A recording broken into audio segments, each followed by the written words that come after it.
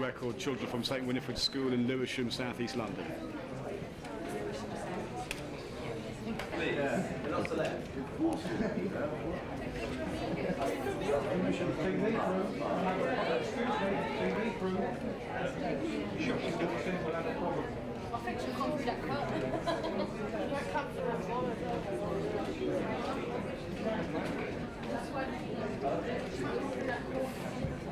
Thank you.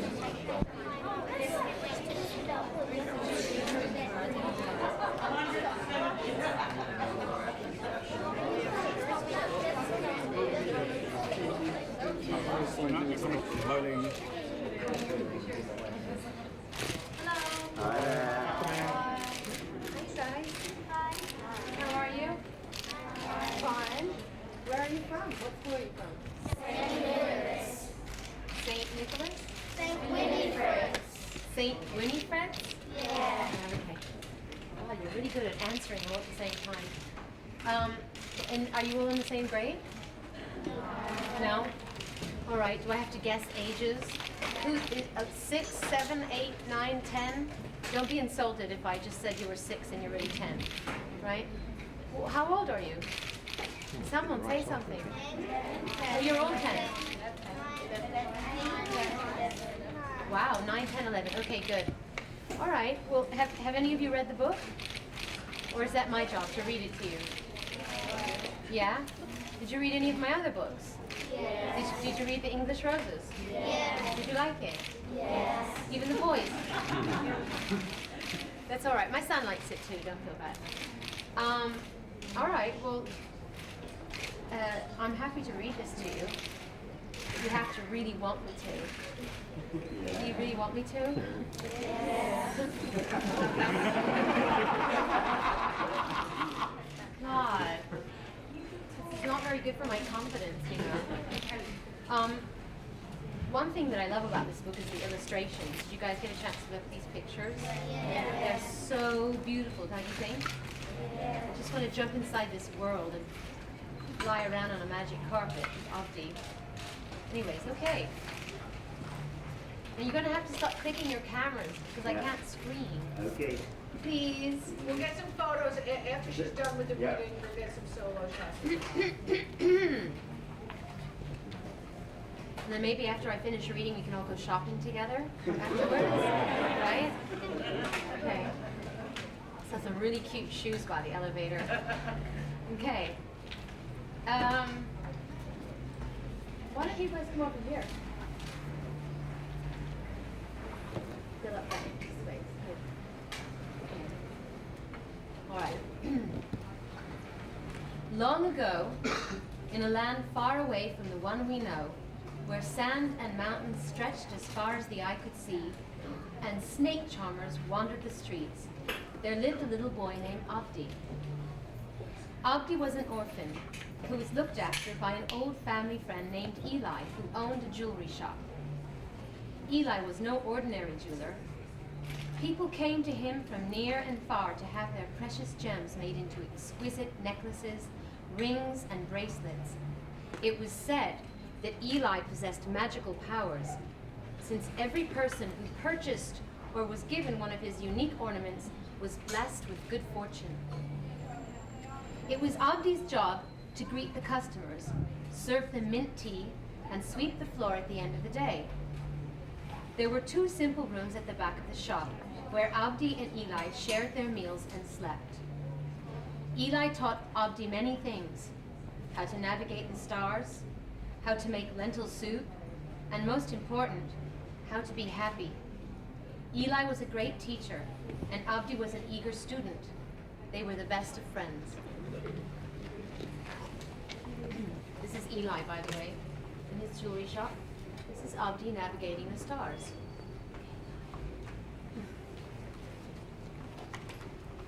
One day, a very important-looking man came into the shop. He wore a fancy turban and a pair of gold slippers with bells that rang when he walked. Eli smiled at his customer and said, "How can I help you, sir?" "I am Habib," the man with the fancy slippers announced with pride. "I have been sent by the king to commission a necklace for the queen. Word has reached the palace that you are a jeweler of many talents." With that, he unrolled a large scroll, and on it was a picture of a very grand-looking necklace made of precious stones. The old man nodded and said nothing. "It must shine like the sun and move like a snake," demanded Habib in a very bossy voice. Eli raised an eyebrow, but still, he said nothing. Habib carried on. "I will return in 4 weeks to take it to the king." Eli looked at Abdi and they smiled at each other. They knew that such a necklace would be impossible to make in such a short time.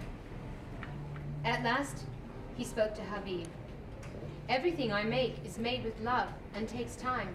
I will need much longer than 4 weeks." To this, Habib replied, "4 weeks is all the time that you have, for then it will be the queen's birthday. I am sure you would not want to disappoint the king. I shall leave you this as a deposit." The man pulled out a big purse from his silk jacket and dropped it on the counter.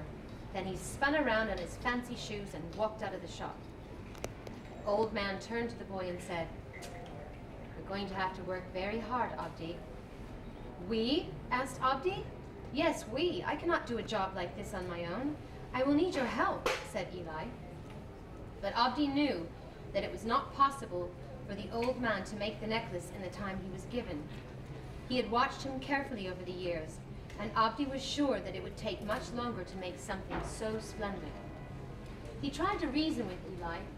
We will not be able to do it. It is too much work. You will end up disappointing the king, and he will put us both in prison." The old man held up his hand and said, "This is the job that we have been given. We have no other choice, so we must be certain that we can do it. And remember that everything we have been given in life is always for the best. Do you understand?" Abdi had learned many lessons from Eli already, and he had never steered him wrong, so he knew he must be right. Abdi nodded and replied, "Yes, I understand." So day and night the old man worked, and day and night Abdi held his tools for him, brought him his meals, and kept the shop tidy. They had time for only a few hours of sleep each night before having to start work again the next day. The weeks passed. Eventually, the day arrived when the necklace was to be collected. Eli held up the masterpiece at last, and Abdi saw that it glistened in the sunlight and moved like a snake. Its golden clasp was made in the shape of a snake's head, and best of all, it had a tongue made of diamonds that wriggled in and out of its mouth. Eli was pleased, and even though he was very tired, he still managed to smile. "I cannot believe you finished it in time," exclaimed Abdi. To this the old man replied, "I was certain it was for the best. Without certainty, we can accomplish nothing." At that moment, the postman arrived with a letter for Eli. He could tell it was an important letter because there was a big crown on the envelope. The postman was very excited. It was rare to receive a royal letter in the village. Eli gave it to the boy and asked him to open it. Abdi read it out loud. "Due to unforeseen circumstances, you have been summoned to bring the necklace to the king before the queen's birthday. You must come at once." The old man did not look worried. "When is the queen's birthday?" he asked. "The day after tomorrow," replied the postman. "What are you going to do?" asked Abdi. "You have not slept in a month, and you will never get there in time." And Eli replied, "Do you not see, Abdi? This is just another test, and you must recognize it as such. You must say to yourself, 'I am sure it's for the best.' You must have certainty." But what will happen if you do not make it to the palace in time?" asked Abdi. Eli smiled and said, but it's you who will be going." Naturally, Abdi was frightened by such a journey, but he remembered what Eli had said to him again and again, and he thought to himself, "I am sure it's all for the best." Shall I keep going? Yes? Yes? Okay. Good. I like reading stories to grown-ups. So Abdi set off with the precious necklace wrapped in silk and sealed in a box. Eli had made sure he would have enough food and water for the long journey through the desert. Abdi was lucky to catch a ride with a caravan of Bedouins traveling in the same direction. The travelers were very friendly and made him feel welcomed. They sang songs, and Abdi shared his bread and sweets. This is another one of my favorite drawings. I can't believe how much they piled on top of this poor camel. But it's a good ride, don't you think? Good way to travel. Two rather noisy fellows named El Shady and Ratib rode alongside Abdi, asking all kinds of questions. They wanted to know where Abdi was going and what he was carrying. They laughed rather a lot and kept slapping each other on the back. But because Abdi felt so comfortable, he told them all about the special necklace he was carrying to the queen. When night came, the camel train stopped, and everyone pitched tents. Soon Abdi fell asleep under the stars with his precious cargo lying next to him. El Shady and Ratib crept up to him as quiet as mice to search his bag. When they found the necklace wrapped in silk, they could not believe their eyes. They took it and stuffed it into their bag, and as they did, they saw a small snake slithering by. El Shady, being the not too clever scoundrel that he was, thought it would be so funny to replace the necklace with a snake. Ratib cackled with excitement. "Shady, Shady, a pretty necklace for the lady." "Quiet, you idiot! Speak when you're spoken to," hissed El Shady, and off they went into the night, leaving the caravan behind. When Abdi awoke, he made sure the box was still in his bag, and all seemed well. Hours later, Abdi arrived at the palace. Many guards stood in front of the gate. One was very tall and carried many large swords. Abdi stepped forward to speak to him, and in a timid voice he said, I am here to see the king." The guard tipped his head back to face the sky and laughed. And when he looked down, he said in a very deep voice, "And why would the king want to see you?" To this Abdi replied, "I have brought a very special necklace for the queen." There was a great murmuring among the guards, and the tall one disappeared for what seemed like an eternity. Abdi hopped from one foot to the other, anxious to deliver the gift, and even more anxious to find a bathroom. Finally, the guard returned, and Abdi was allowed to enter the palace gates. "They were not expecting a boy," grumbled the guard. "Follow me." Abdi entered the palace and could not believe his eyes. There was a large courtyard inlaid with gold, and in the center was a shallow pool where tall pink birds stood on one leg. Children splashed around the edges of the pool, laughing and playing, and no one shouted at them. Servants scurried around carrying large platters of delicious-looking fruit. On a beautifully woven rug in the middle of the room sat a lovely girl playing a lute and singing songs that Abdi had never heard before. He could not take his eyes off of her. "Keep up," barked the guard. Everything Abdi saw made his head turn. Finally, they reached a big door. The guard asked him to wait, and once again he disappeared. Abdi looked up at the ceiling and saw small furry animals with big eyes hanging from the ceiling. Just as he was about to run and find a bathroom, the guard returned and announced, "The king wishes to see you." Abdi gulped. He had not thought that he was actually going to meet the king. He was very nervous. "But," he said to himself, I am sure it's all for the best." Abdi entered a large room that looked as if it had been dipped in gold. He approached the throne. The king looked at the little boy and frowned. "Who might you be? And where is the jeweler? Did he not want to meet the king?" The king sounded very grumpy, but Abdi spoke up. "My name is Abdi, your majesty. It is not what you think. The jeweler is an old man, and he has not slept in weeks because he has been working so hard to make your necklace in time. He was not strong enough to travel the long distance, so I have brought the gift instead. Well, bring it forth, and be quick about it, commanded the king. Abdi placed the gift at the foot of the throne, and a servant of the king knelt to hand it to him. The king opened the box, and a snake fell out on his lap. "What sort of trickery is this?" said the king, shouting and dropping the snake to the floor. Abdi was in shock. He tried to explain. I don't know what happened, Your Majesty.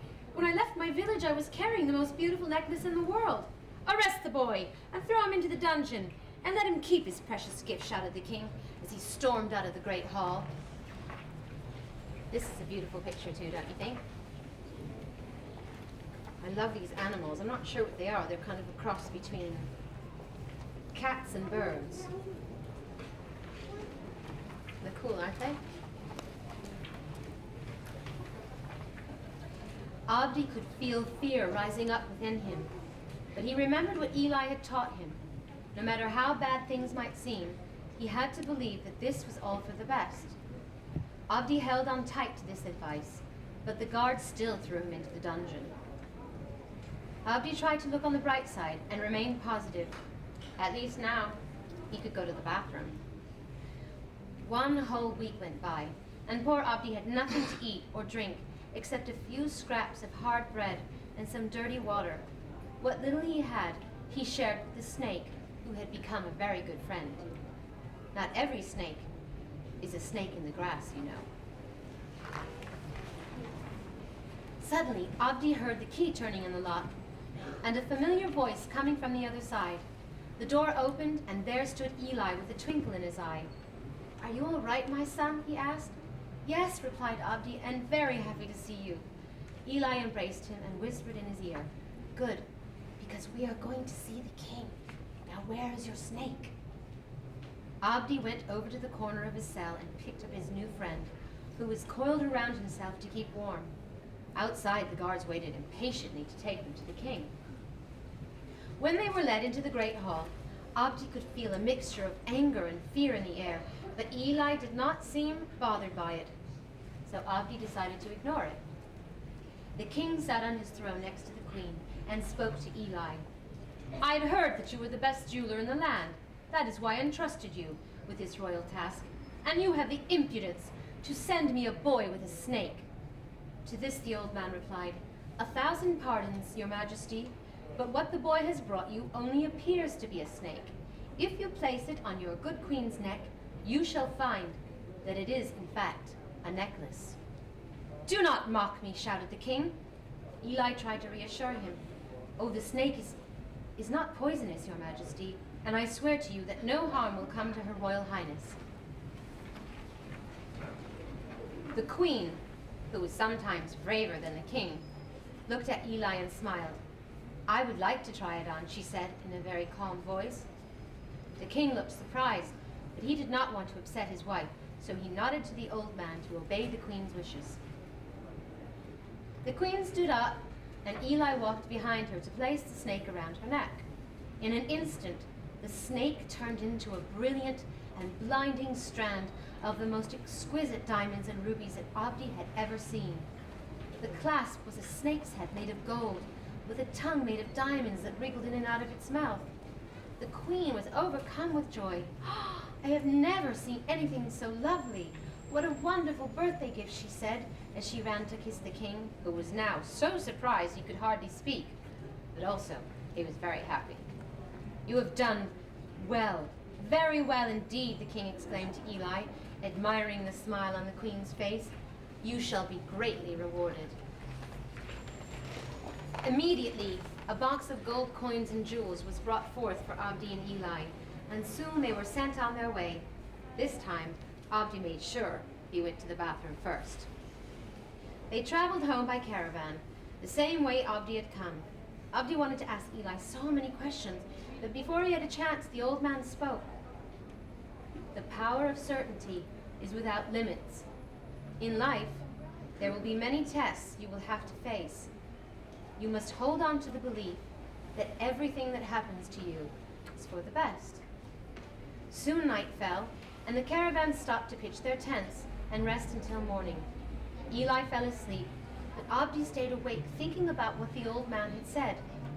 He felt the presence of someone behind him and turned to see the men he had befriended on his trip to the palace, Shady El Shady and Old Ratib.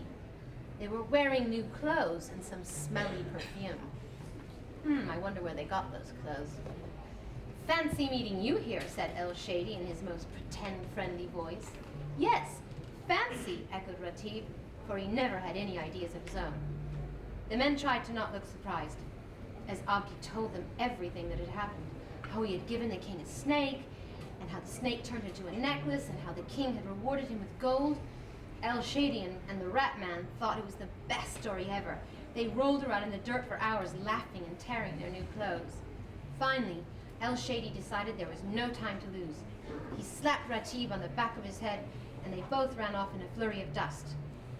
2 days later, they arrived at the palace with a large bag of snakes, begging to see the king. When they were granted an audience, they threw the bag open at the king's feet, but the snakes did nothing except slither around and frighten the poor queen. Needless to say, the king was not pleased. He ordered the men and their bags of snakes to be thrown into the dungeon, where they would live on hard crusts of bread and dirty water for a very long time. The snakes were not impressed, and they did not hang around for very long. As for Abdi, he continued to study and learn from Eli, and in time, he too became a very fine jeweler. Of that, I am certain. The end.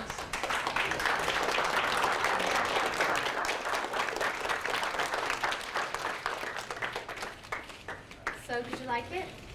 Yes. What did you like about it? One at a time, one at a time. You.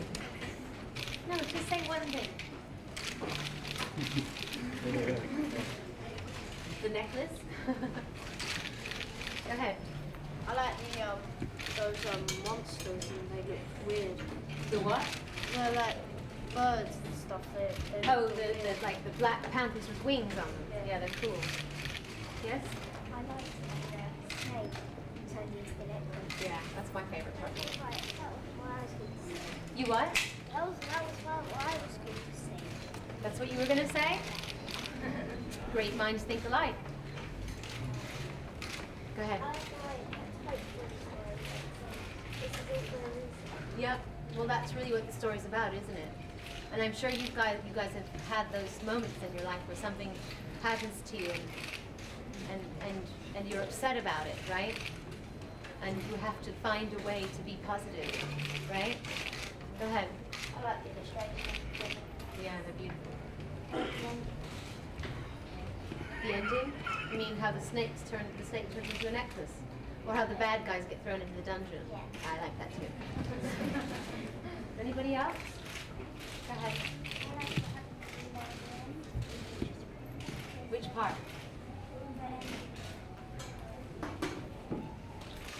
I do too. Anyways, do you guys want me to sign books for you? Yeah? They're signed already, but Oh, they are? what I think we should do is, if you could just stand here and take a few pictures, and then we'll take a shot with you. First you alone, and then we'll bring all the kids around. We'll make it here. Oh, all right. Okay, we're just gonna take a few pictures. You showed some of the illustrations. Do we see this couple of? Can you see them from there? Yeah. Oh, Dave's directing now. Okay. Sorry.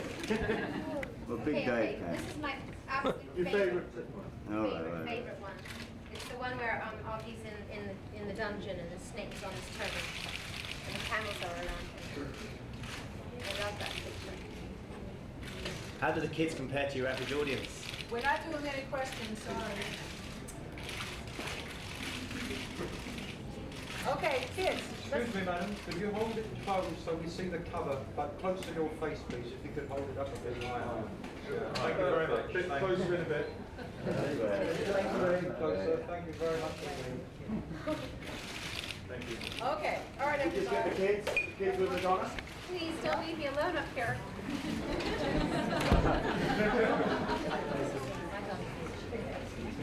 Let's go, guys. Guys.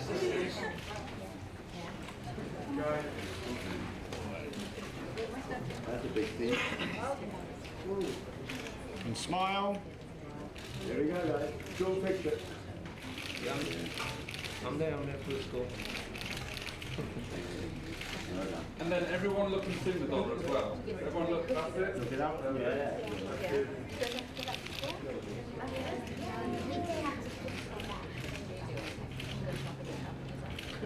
Well done, guys.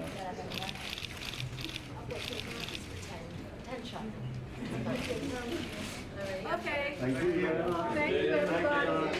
Thanks, guys. I think your books are all signed. Are they? Right? Oh, yeah. Oh, okay. Years left for the first year. We can't do this. Hi. Are you gonna read this? You did? Swear? Oh, okay. What's your name?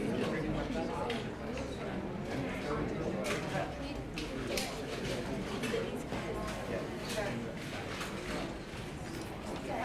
No products that you're in the shop? Hi. I'm good. I don't know. Where did it go? Nicholas Calloway. When's the sequel to English Roses coming out? That's the publisher asking. It could be as early as next fall. If I have It's my already way. written. Thank Yes. you very much. It's You're a welcome. pleasure to meet you. Thank you. Bye. Hi. Which one? How are you? Oh, what is that? Oh. Cockney rhyming. The G?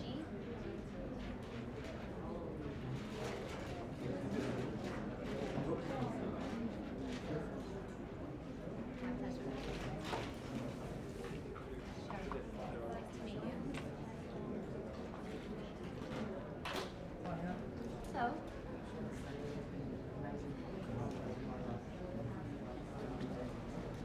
Thank you. Thank you. Does that mean nice? Nice shirt. Look at a t-shirt. Yeah. That's really nice. That's a fancy one. You want a book? You've got an awful lot of earrings on. What's your name?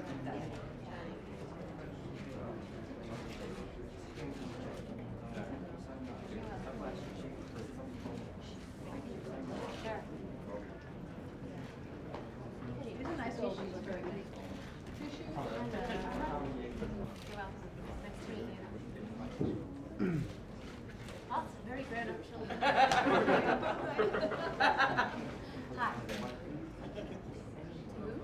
Dad, sure. Thank you.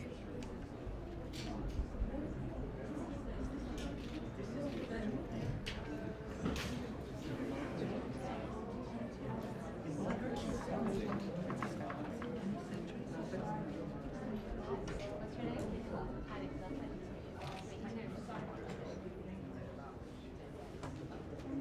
Okay, I think I will. Good. How do you spell your name?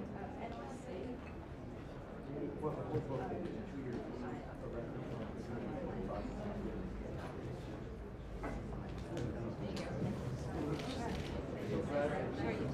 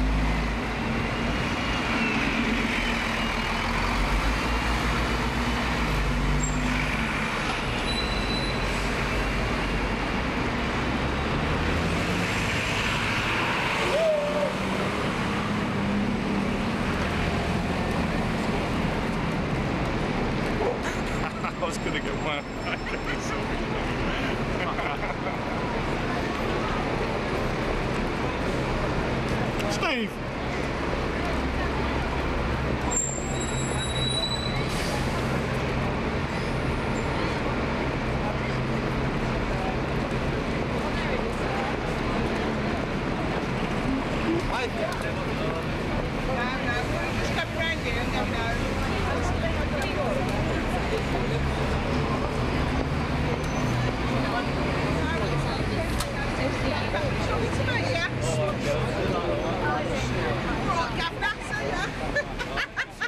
I will, take care. Still like girl. See you,